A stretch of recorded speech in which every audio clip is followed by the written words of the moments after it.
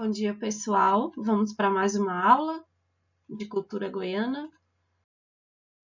Bom, hoje eu trouxe um pouco sobre como que se encontrava a economia do ouro na América Portuguesa e que isso motivou os bandeirantes a chegarem em Goiás. Então, o objetivo da aula de hoje é compreender o contexto histórico da economia do ouro na América Portuguesa, a fim de entender a chegada dos bandeirantes em Goiás. E aí aconteceu todo o povoamento, e a economia girava em torno do ouro aqui em Goiás, ou lá em Goiás. E vamos lá. A economia do ouro.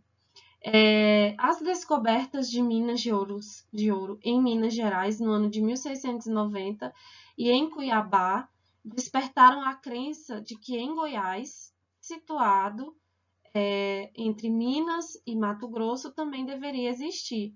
Então, como eles descobriram ouro em Minas e em Cuiabá, eles já pensaram que nessa região que ficava entre Minas e Mato Grosso, que é Goiás, também poderia existir o ouro.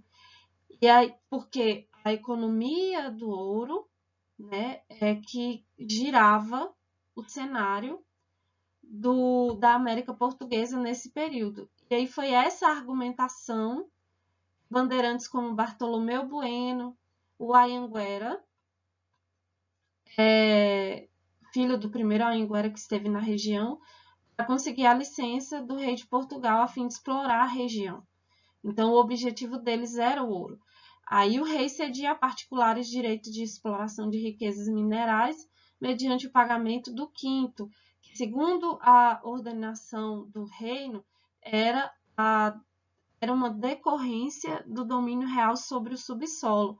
O rei, não querendo realizar a exploração diretamente, cedia aos seus súditos este direito, exigindo em troca o quinto do metal, ou seja, eles até poderiam chegar aqui e explorar a terra, mas eles tinham que repassar o quinto para o rei. E aí, em julho de 1722, a bandeira do Anhanguera saiu de São Paulo. E aí, em 1725, volta com a notícia da descoberta de córregos auríferos, ou seja, eles encontraram o ouro aqui na região de Goiás. E aí um grande contingente populacional deslocou-se para a região do Araés, como a princípio se chamou essa parte do Brasil, que diziam possuir montanhas de ouro, lagos encantados e o martírio do Senhor Jesus Cristo.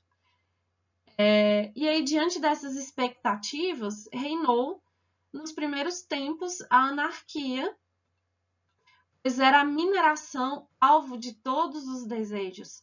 Então, assim, a economia girava na América Portuguesa, na colônia, era o ouro.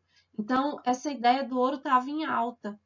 E aí a busca desses bandeirantes era encontrar terras que tivessem o ouro. Isso para fortalecer a economia local. E aí foi por isso que lançaram essa frase, era alvo de todos os desejos. O proprietário, o industrialista, o aventureiro, todos convergiam seus esforços e seus capitais para a mineração. Alencastre e José Martins Pereira. E inicialmente as minas de Goiás eram jurisdicionadas à capitania de São Paulo, ou seja, Goiás estava ligado diretamente a São Paulo, na condição de intendência, com a capital em Vila Boa, e sobre a administração de Bueno, a quem foi atribuído o cargo de superintendente das minas, com o objetivo de representar e manter a ordem legal e instaurar o arcabouço tributário, ou seja, a ideia era que Bueno, como o administrador local, ele fosse manter a ordem do local e também a arrecadação tributária, né? A arrecadação uma parte do que era encontrado de ouro teria que ser repassado para o reino.